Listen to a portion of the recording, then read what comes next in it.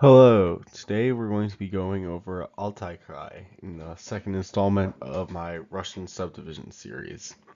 So here we have the seal of Altai Krai, and here's the coat of arms. Okay.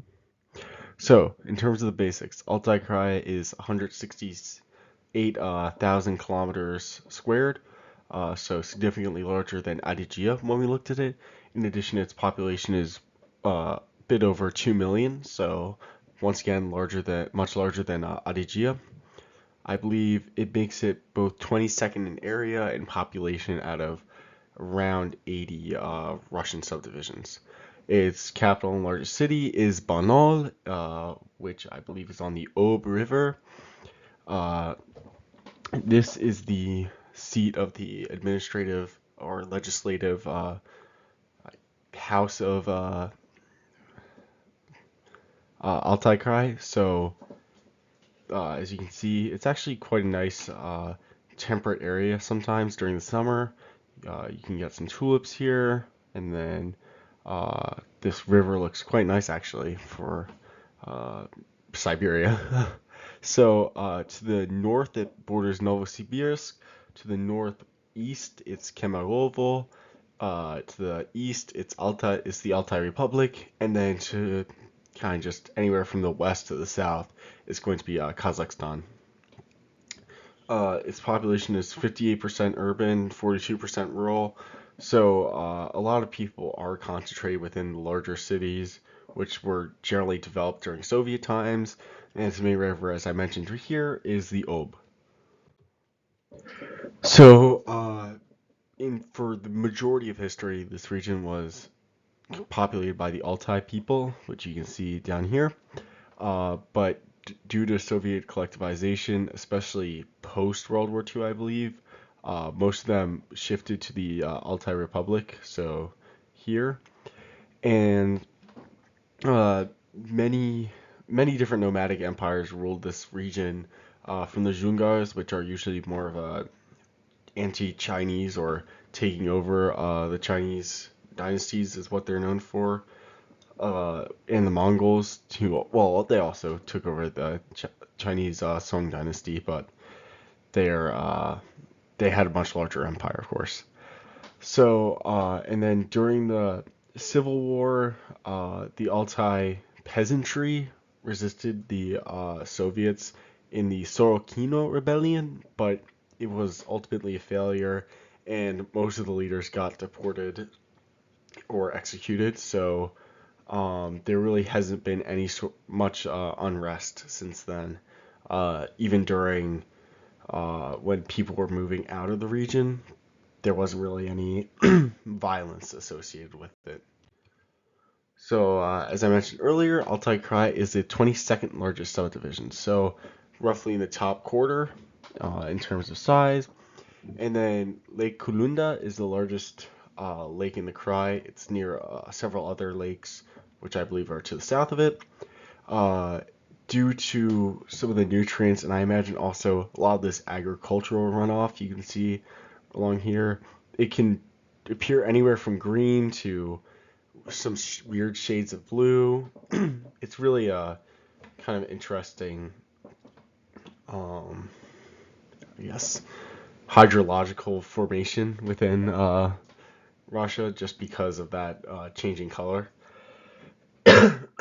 So the Ob Plateau, which is down here, is on average around 250 meters high up above sea level, and it has a lot of the black soil, which you might know from Ukraine or southern Belarus or Russia too, which is very good for farming.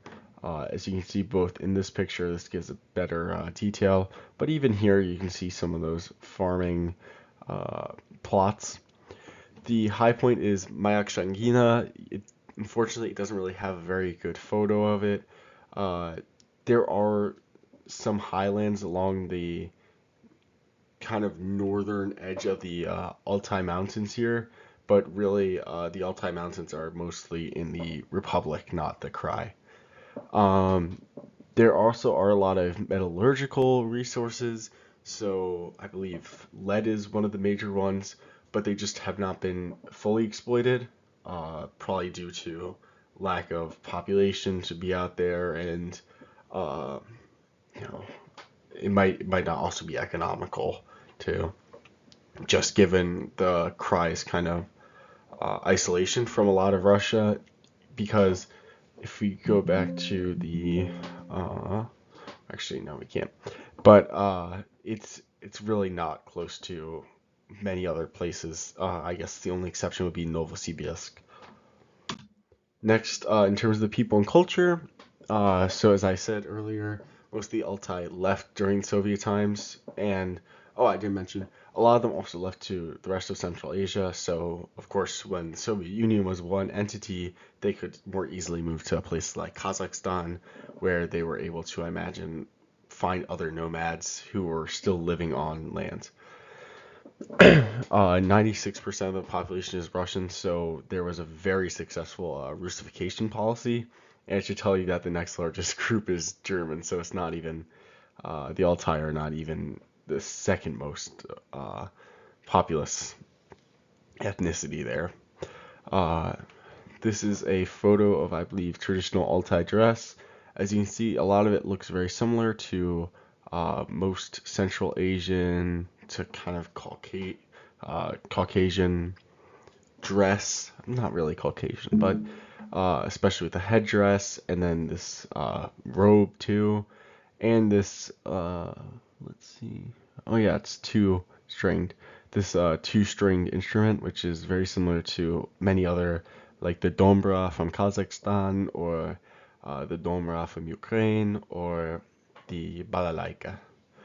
And then, uh, as with a lot of Russia, a lot of people are spiritual, but not necessarily religious, which is kind of the not predominant, but one of the larger movements within Russia besides Eastern Orthodoxy. And then, of course, atheism, probably from Soviet times, and Orthodoxy both make up 50% in total with an even split. The population has declined, I believe.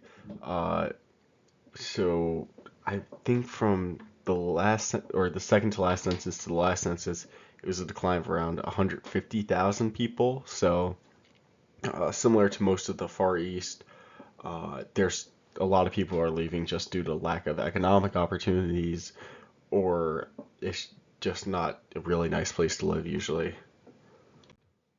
And we'll get to that here. So, of course, United Russia rules the Krai, and basically any opposition is just one of the United Russia's puppet oppositions.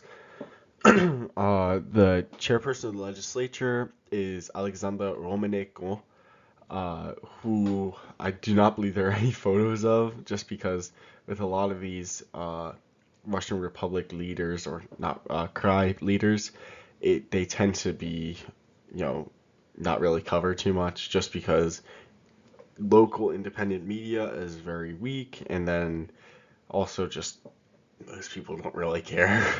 Um, the major industries are, I think the two predominant ones are coke production, so in terms of the fuel, and then the train rolling stock production, which is actually pretty good because I believe that's uh, certainly a higher level of industry, which is nice for the development of the Krai, I imagine. And then, of course, the next, or one of the larger companies that has a major outpost. I don't believe it's based in the Krai, but has a larger outpost is Evolar, which is a dietary supplement company. And going back to why people leave, the average wage in 2019 was 23,941 rubles, which was $347 at the time. So, as you can imagine, people really are not making much there. It's probably still good for Central Asia, but in terms of Russian standards, even it's still not the best. And then, you know, especially for European standards, as many people are Russian, so they might see themselves as more European. It's probably not going to. It's really not that good. So here's the flag. I think it's all right. I think the seal is good, which I showed earlier. I think the kind of grain in there is nice, although also having grain here is kind of an interesting choice. They really like their grain. There's a lot of agriculture out there, of course. And then I believe this is a type of stove used by the Altai people, and this is like a decorative bowl. I'm not sure about that one though, but I think it's good, but like the kind of bluish here, it seems like a very Soviet style flag, and it just isn't really like overall too creative, so I'm just gonna put it in the B tier. And we have the anthem, which is Altai, Altai, наш край чудесный, Алтай, любимый и родной, край ярких зорь и звонких песен, навек мы связаны.